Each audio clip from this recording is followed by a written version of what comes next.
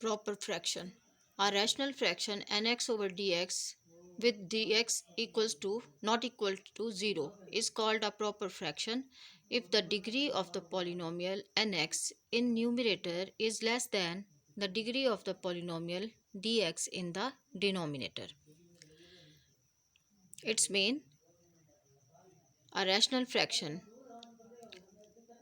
is known as a proper fraction if the degree of the polynomial in numerator means numerator having the degree greater than the degree of denominator. For example, 2x minus 3 divided by x square plus 4 is the rational fraction. It is a proper rational fraction because in this example degree of numerator is 1 and degree of denominator is 2. It is less than the degree of denominator. In other example, rational fraction is 3x square divided by x cube plus 1.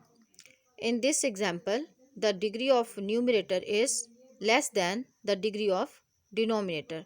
So both are the examples of proper fraction. Whereas improper fraction. Improper fraction, a rational fraction nx divided by dx with dx is not equal to 0 is called an improper fraction if degree of the polynomial nx in numerator is greater than or equal to the degree of the polynomial dx in the denominator. For example, 5x divided by x plus 2 is the improper fraction because in this example degree of numerator is 1 and the degree of denominator is also 1. So degree of numerator and denominator is equal. Whereas in this example the degree of numerator is 3 and degree of denominator is 2. So the degree of numerator is greater than denominator. It is called as an improper fraction.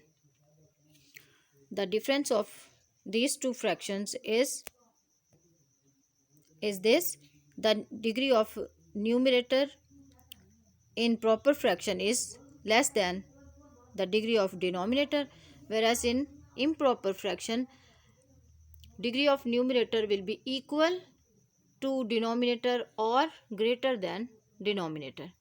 So these are examples of proper and improper fractions.